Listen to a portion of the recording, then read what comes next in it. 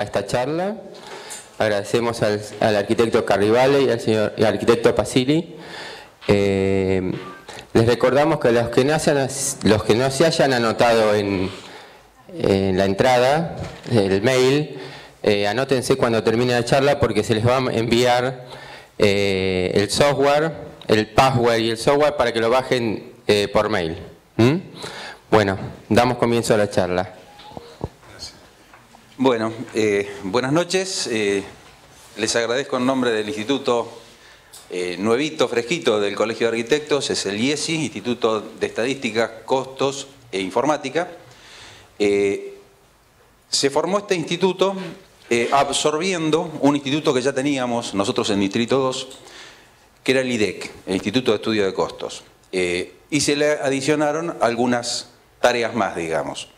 Dentro de esas tareas, el IESI, el nuevo instituto del colegio de la provincia, va a tener a cargo no solo el estudio de análisis de costos y la aplicación, sino vamos a continuar con lo que ya venimos desarrollando nosotros de hace 12 años en el distrito, que es no solo la investigación de los análisis de costos, sino el desarrollo de software aplicando esos análisis de costos y la elaboración de un índice que está colgado en la página del Consejo Superior. Está como índice provincial de precios, que es un índice que está formado de la siguiente manera. Les hago un poquito de historia para que vayan entrando en tema más o menos. Es un índice que está formado, está trabajado en base a un modelo que tomamos, un duplex, trabajado con este software, al cual vamos actualizándole los precios bimestralmente. Entonces, bimestralmente ustedes en la página del colegio tienen esa variación de precios. Nos pareció que era lo más lógico, más allá de lo que nos proponían un montón de fuentes, de decir, bueno, tomar algunos materiales representativos, pero uno cuando empieza a tomar materiales sueltos no sabe bien qué incidencia tiene ese material en la obra que uno tiene en mente o tiene que aplicar. En cambio, aplicado sobre un modelo específico, sabemos que siempre va a tener la misma incidencia. No sé si es claro lo que les digo. Entonces, dentro del instituto del IESI, el nuevo instituto, tenemos el estudio de los análisis de costos y tenemos en carpeta, digamos, la aplicación de un GIS a nivel provincial. O sea, empezar a trabajar con bases de datos aplicadas a un GIS. ¿Para qué? Y para muchas cosas. O sea, todo lo que nosotros podemos extraer del sistema del colegio, el sistema en línea, el nuevo sistema con el cual visan todos, de ahí podemos extraer datos de cuántos metros se construyen de vivienda en Mar del Plata, cuántos se construyen en Bahía Blanca, cuánto en San Martín o en Lomas de Zamora, donde sea. No solamente de vivienda, sino de todas las tipologías de obra. Y podemos llegar a hacer algo que nos resulte interesante. A veces con mucho trabajo, a veces con no tanto, pero que podemos darle un uso específico. Como les decía, hace 12 años que estamos con este tema. Nosotros arrancamos con el estudio de los estudios de los análisis de costos. En ese entonces yo trabajaba como soporte técnico de un software español, de cómputo y presupuesto. En base a ese software realizamos una base de datos de unos 1.200 análisis de costos, el cual esa base de datos la colgamos en internet, la tuvimos en la página disponible para que la pudieran bajar gratuitamente, hasta que un buen día nos saturamos un poco de determinadas situaciones que no eran justamente el motivo por el cual habíamos colgado la base de datos. Nosotros colgamos esa base de datos para que puedan tener, no solamente los arquitectos, sino los que tenían acceso a la página, pudieran tener análisis de costos abiertos con rendimientos, con dosificaciones, y nos mataban a preguntas de dónde conseguíamos los precios de los materiales. No es el fin saber dónde consigo yo ese precio de ladrillo o dónde lo consigue otro, ¿sí? Yo siempre digo lo mismo en las charlas. Si vamos tres colegas arquitectos, vamos a comprar materiales a un mismo corralón, vamos a obtener 3 precios distintos. ¿Por qué? Porque somos conocidos, porque le compramos para todas las obras, porque le caímos en gracia, porque le pagamos de distinta manera. Entonces el fin no era, en ese entonces, no era suministrar precios, sino suministrar los rendimientos y las dosificaciones de los análisis de costo. Perdón, pero estoy un poco... Para cantar tangos estoy hoy, más o menos. Estoy saliendo de una gripe y me mata la garganta. Cuando hicimos esa base de análisis de costo, y a través de la experiencia que tenía yo con este software, detectamos que no era una forma en la cual estamos acostumbrados a trabajar los arquitectos. O sea, el uso cotidiano que nosotros le damos en un estudio, no hablemos de una empresa constructora, que tiene una empresa constructora obviamente le va a interesar el análisis de costo abierto, ¿sí? Eso es indudable. Pero a nivel de estudio, la mayoría de los trabajos se subcontratan, o sea, trabajamos de otra manera. Los arquitectos somos muy perezosos para hacer cómputos, no nos gusta. Cuando nos dicen que tenemos que ponernos a hacer algún análisis de costo, ¿y dónde lo sacamos? Vamos al Chandía, vamos acá, vamos allá, buscamos. Pero no es un tema que nos agrade en demasía. Entonces, a partir de esa gran base de datos que hicimos, pensamos en desarrollar un software más a nuestro lenguaje, a lo que manejamos cotidianamente. Y surgió un software que trabaja en base a una planilla de locales, básicamente. Por eso ustedes van a ver que este software no necesitan tener nada dibujado, no necesitan tener ningún proyecto dibujado previamente para hacer la estimación de costo de ese proyecto. Les aclaro que está pensado con algunas limitaciones, o sea, está pensado como para la etapa de anteproyecto. O sea, este software surgió cuando nos pusimos a pensar cuál era la situación que se daba en un estudio. Viene un comitente, un probable comitente, nos da un programa de necesidades, nos dice que quiere hacerse una vivienda con esas características del programa de necesidades. Nosotros trabajamos 1, 2, 3 días, una semana, vuelve, le mostramos 1 o 2 anteproyectitos que le hicimos y lo primero que nos dice, ¿cuánto me sale? ¿Qué hacemos? Recurrimos a un valor por metro cuadrado que sacamos de un diario, de una revista, del uso cotidiano, de la experiencia. Ese valor puede estar dado en dólares, en pesos, sin tener en cuenta más que eso. Y vamos a ver que con 2 o 3 cositas que se modifiquen nada más en ese anteproyecto, ese valor varía muchísimo.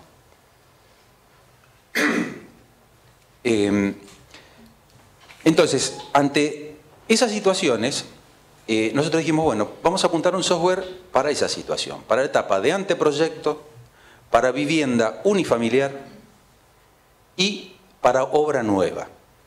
¿Por qué les hago esta aclaración? Porque primero, trabaja con análisis de costos cerrados. Ustedes van a tener el metro cuadrado de mampostería de ladrillo común de 15, pero no van a saber cómo está compuesta esa mampostería, ¿sí? ¿Por qué? Porque en esa etapa no nos interesa saber cuántas bolsas de cemento necesitamos, ni cuántos ladrillos, ni cuántos metros cúbicos de arena. Si estamos discutiendo en si el dormitorio va a ser más grande, más chico, si el techo va a ser de tejas, de chapa, entonces para esa etapa no interesa. Más allá de que después ustedes puedan, con un poco de oficio, le puedan dar alguna otra aplicación. ¿Sí? Yo conozco colegas, nosotros ya hace 4 años que estamos con el software, colegas nuestros que lo utilizan para hacer reformas, para hacer locales, que no son viviendas, pero hay que darse un poquito de maña, ¿sí? Pero no pierdan de vista lo que les digo ahora, es para vivienda unifamiliar, etapa de anteproyecto y obra nueva, ¿sí?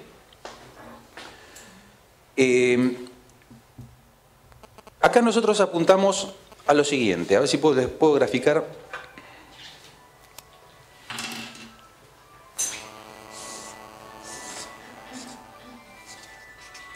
Si tenemos un par de ejes, donde en el eje de las X nosotros lo pensamos como el grado de desarrollo que tenga ese anteproyecto en el cual estamos pensando para plantearle a este posible comitente. O sea, a medida que vamos para acá, más desarrollo va a tener ese anteproyecto. O sea, ya llegando acá se transforma en proyecto.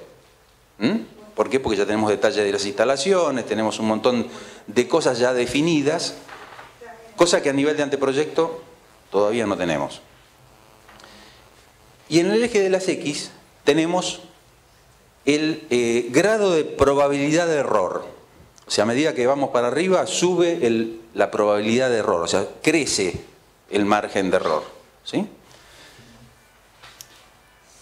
Vamos a ver que se da una curva así. Cuanto mayor es el desarrollo del proyecto, menor es el margen de error que podemos cometer, ¿sí? Lo inverso sucede al revés. Cuanto menor es el grado de desarrollo, es mayor el error o el margen de error que podemos cometer. Nosotros apuntamos a estar en una instancia intermedia con muy poco trabajo. A una cosa que con muy poquito trabajo lleguemos a un precio razonable. Esa es la intención de este software. El software se llama Costo Previo, trabaja bajo Windows XP. Inicialmente lo habíamos hecho también para 98, lo discontinuamos. En Windows Vista, había en algunas versiones de Vista, hubo problemas, como hubo problemas con todos los software, ¿sí? O sea, normalmente para dibujo veíamos que, bueno, que AutoCAD por ahí en algunas máquinas no andaba, que teníamos problemas. Bueno, Vista tuvo problemas con todos los software, nosotros no fuimos la excepción. Con el Seven, en las máquinas que los probamos hasta ahora, lo probó incluso el programador, no hubo ningún problema tampoco. Así que anda perfectamente bien. Se llama costo previo porque es justamente para tener muy rápidamente una estimación de costo de eso que tenemos en mente para plantearle al comitente. Esta es la pantalla inicial. Sí, está bien, está bien. Pasamos a la primera pantalla, donde vemos que tenemos que empezar a dar de alta los proyectos. Acá es donde nosotros registramos los proyectos. ¿Qué son los proyectos? Nos cae, no sé, Fernández, para hacerse la casa, será el proyecto Fernández. Casa Fernández. Nosotros vamos a generar un proyecto nuevo que se llame Mar del Plata. Lo generan ahí arriba. Nombre del proyecto. Estos datos, si ustedes los cargan, les van a aparecer en los informes que después van a poder imprimir. Domicilio de la obra, tipologías, vivienda unifamiliar, nombre del comitente. Todos los datos estos van a aparecer en los informes impresos. Ya apareció. Estos iconos se van a repetir en unas cuantas pantallitas. El primero es generar un proyecto nuevo, el segundo es copiar un proyecto existente, lo podemos copiar y modificar. El tercero es eliminar, el signo de pregunta es la ayuda y el otro es para pasar a la pantalla siguiente. Una vez que lo creamos, nos paramos en el proyecto Mar del Plata y pasamos a la pantalla siguiente. Esta es un poquito más interesante. Aquí ya nos aparecen los iconos que yo les mencionaba recién, aparece alguno nuevo, este y este para volver para atrás, y aparecen un montón de solapas. Estas solapas, acuérdense siempre que las tres primeras alternativas, locales y parámetros, hay que llenarlas en ese orden, en forma secuencial. Primero alternativas, crear la alternativa, que ahora vamos a ver qué es, después ir a locales y después ir a parámetros. Una vez que llegamos a esa tercer solapa, ya estamos en condiciones de tener una estimación de costo, pero nosotros vamos a seguir el recorrido para que lo vean todo y después recién vamos a ver qué podemos obtener impreso, ¿sí? Vamos a empezar por la primera solapa, alternativas. ¿Qué son las alternativas? Bueno, las alternativas sobre esa casa Fernández, o en este caso el proyecto Mar del Plata, pueden ser alternativas del mismo proyecto. Una alternativa puede ser en planta baja, la otra puede ser en 2 plantas. Una puede tener algún ambiente de más, o alguna diferencia en base a la anterior. Podemos hacer las alternativas que nosotros querramos sobre un mismo proyecto. Entonces, generamos una alternativa nueva, que es la primera, que le vamos a llamar Mar del Plata, planta baja estándar. ¿Por qué estándar? Nosotros manejamos 3 niveles de terminaciones para estas viviendas: económica, estándar y alta. Cada una de esas terminaciones implican materiales y cerramientos distintos. Por eso les digo que a veces tirar un precio por metro cuadrado, vamos a ver que entre la económica y la estándar, o la estándar y la alta, hay mucha variación de precio. Y simplemente estamos modificando algunas cosas. ¿Cómo pueden saber que incluye cada una de esos niveles de terminación? Hay un manual que nosotros hicimos, que está en PDF, donde tienen al final del manual no solamente las capturas de pantalla de lo que yo les estoy hablando ahora, sino al final van a tener un detalle de qué materiales incluye cada uno de esos niveles de terminación. Para que tengan una idea, la económica tiene, siempre manejamos para aberturas, manejamos carpinterías de aluminio. El nivel de terminación económica tiene Econal, línea Econal. El estándar tiene Herrero y la alta tiene Módena, con DBH. Los cerramientos perimetrales exteriores también varían entre el ladrillo hueco portante, la alta tiene muro doble con aislación, o sea, cambian los pisos, cambian los artefactos sanitarios con las griferías, cambian un montón de cosas en cada uno de esos niveles de terminación. Cambian en las instalaciones, cambian los materiales con que están hechas las instalaciones. En la categoría alta, por ejemplo, el baño contiene un hidromasaje. Y eso es lo que le va a dar esa variación de precios que hay entre niveles de terminación para un mismo proyecto, simplemente cambiándole el nivel de terminación. Entonces, ya generamos la alternativa planta baja estándar, ¿sí? Acá nos aparecen un montón de datos que se van a ir cargando solitos, ¿sí? Nosotros no tenemos que hacer nada ahí. Les dije, primer solapa, pasamos a la segunda. Ya creamos la alternativa, pasamos a la segunda, locales. En locales tenemos que empezar a incluir qué locales va a tener este anteproyecto que nosotros tenemos en mente.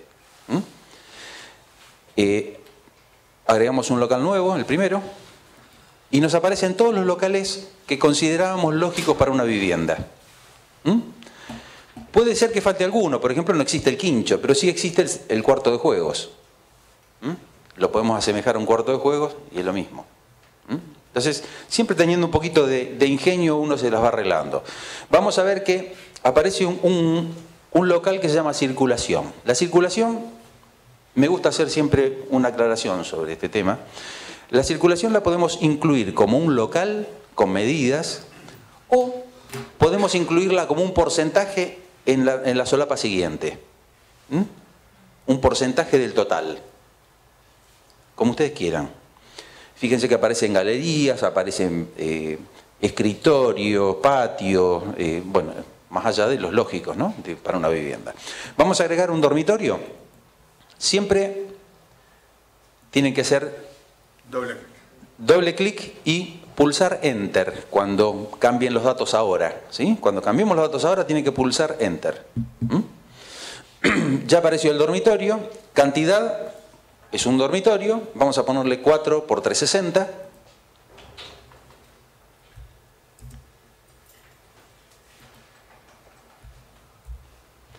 Ya nos va a calcular el perímetro y la superficie. Le decimos si está en el nivel 1, quiere decir que está en planta baja. Nivel 1 es planta baja, nivel 2 es primer piso, ¿sí? Le decimos si es cubierto, descubierto o semicubierto. Haciendo clic ahí, se aparece un desplegable y elegimos. En este caso es cubierto. Y la hora es nueva. No hay otra posibilidad. Vamos a agregar otro dormitorio que tenga medidas diferentes. Podemos haber puesto 2 iguales, cantidad 2 iguales. Eso lo manejan. Vamos a hacer un poquito más grande.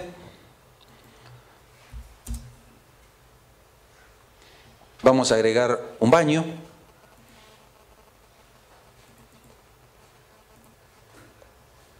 Acá lo estamos haciendo a un ritmo lento, les voy explicando. Esto les puedo asegurar que no tarda más de 15 minutos. Le ponemos medidas al baño. Ponemos una cocina.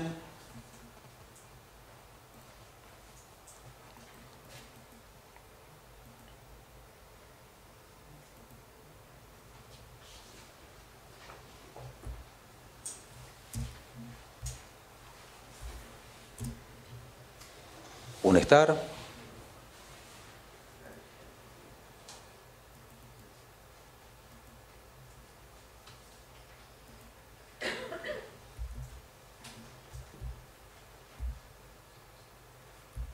Un comedor.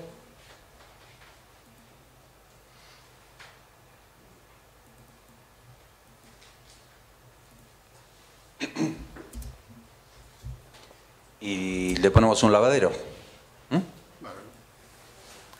Pueden poner cochera, acceso, o sea, los ambientes que tienen ahí los pueden incluir, no hay problema. Fíjense que ya fue tirando perímetro de cada uno de los locales netos y la superficie neta. Pasamos a la solapa siguiente, que es parámetros. En esta solapa vamos a tener que indicarle parámetros generales de ese anteproyecto que tenemos en mente. Y acá tenemos que tener en cuenta lo siguiente. Van a tener valores mínimos y valores máximos. ¿Para qué? Para que los cálculos que hace el software internamente no se desmadren. ¿Sí? Fíjense que, por ejemplo, donde dice en el segundo, altura de locales, me pone como mínimo 220, como máximo 350. Si vamos a hacer una doble altura de 4 metros y pico, 5 metros, los cálculos ya empiezan a dar diferencias que no serían lógicas. ¿Sí? Entonces por eso le pusimos un mínimo y un máximo. Nos dicen qué unidad está trabajando. Y acá está lo que yo les decía al principio del área de circulación. Le podemos poner como un valor en porcentaje. Un 8, un 10%, un 12%. Lo que consideremos que este proyecto que tenemos en mente va a tener de circulaciones. Le dejamos el 8. Altura de locales promedio le podemos dejar 260, ponerle... Mientras sea mayor de 220 y menor de 350 no hay problema. Tipo de fundaciones. Tenemos 3 tipos de fundaciones. Pilotines, que incluyen encadenados, bases, que también incluyen encadenados, y platea. Elegimos una. Tipo de entrepiso, tenemos 2 posibilidades, hormigón o cerámico. ¿Para qué es el entrepiso? Bueno, en el caso que tenga dos plantas va a ser, obviamente, el entrepiso. Y en el caso en que tenga cubierta plana, va a ser lo que define la cubierta plana. Si no utilizamos cubierta plana y estamos trabajando en planta baja, no lo va a tener en cuenta. Nivel de terminación, dijimos que era estándar. Elegimos ahí y le decimos que es estándar. Después nos pide si es de perímetro libre o está entre medianeras. Si está entre medianeras, nos va a calcular las medianeras de 30. Si está en perímetro libre, no. Elegimos, lo seleccionamos y acá tenemos los 3 tipos de cubierta que podemos manejar. Cubierta plana, de tejas y de chapa. Lo que hay que tener en cuenta es que entre las 3 tienen que sumar el 100%. Donde intenten ponerle, por ejemplo, cubierta de tejas, déjala esa como está, ponerle abajo un 10% más, aparece un cartelito que dice que no pueden, que supera el 100%. Entonces lo que primero tienen que hacer es modificar la primera. Ponerle un 20 de plana y un 80 de chapa. 20 de plana. 20 de plana y 80 de chapa. O de teja, es lo mismo. Aquí hay que darle enter, Ahí hay que darle enter. ¿Ves lo que pasa si no? Bueno, un 20 de teja, un 80 de teja, listo. Lado fijo del proyecto. Esto es algo que a veces lo confunde un poco, pero esto se usa nada más que para hacer los cálculos. El lado fijo del proyecto es el lado más representativo del proyecto que tenemos en mente. Podemos llegar a tener en mente un anteproyecto muy compacto, muy abierto. Es el lado más representativo. Si está entre medianeras, le podremos poner el ancho del terreno, aunque después nos pide el ancho del terreno. Pero le podemos poner el lado más representativo. Si estamos pensando en algo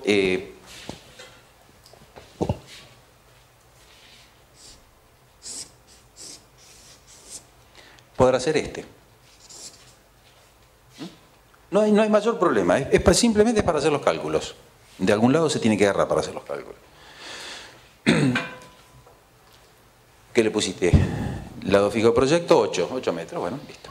Ancho del terreno. Ancho del terreno, ponerle 10 metros. Tenemos 8,66. Ponerle 10, bocha. 10 metros el ancho del terreno. ¿Cuánto? 10. Complejidad de forma. ¿Qué es la complejidad de forma? Tiene que ver con esto que yo les dibujé recién acá. La complejidad de forma, fíjense que varía entre el 0 y el 5. El 0 es esto. El 5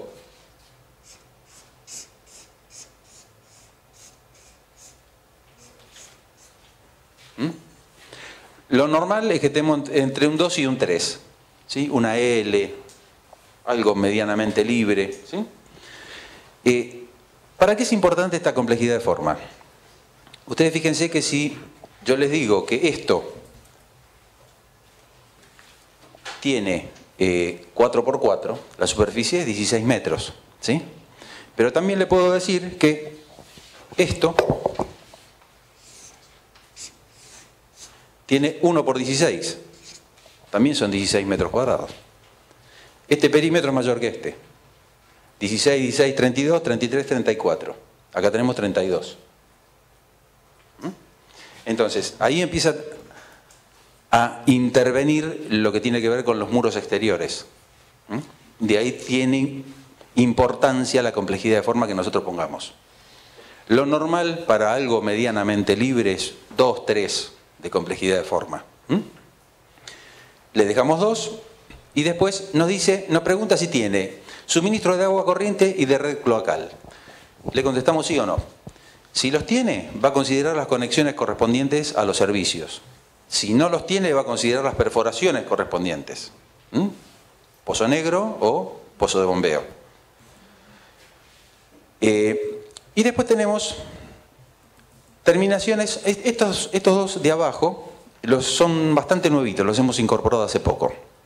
Pensando en el tema de la sustentabilidad que estamos manejando ahora, que no es un paliativo esto que hicimos acá nosotros, ¿sí? No es específico para eso, ¿sí? Pero dijimos, bueno, ya que tenemos la posibilidad, no nos costaba nada agregarlo, lo agregamos, más allá de que estemos trabajando en un software específico para todo lo que tiene que ver con el etiquetado. Entonces, en terminaciones interiores nos da la opción de poner tradicional o en seco. Si le decimos tradicional, todos los tabiques, las divisiones interiores van a ser en ladrillo hueco. Si le decimos en seco, van a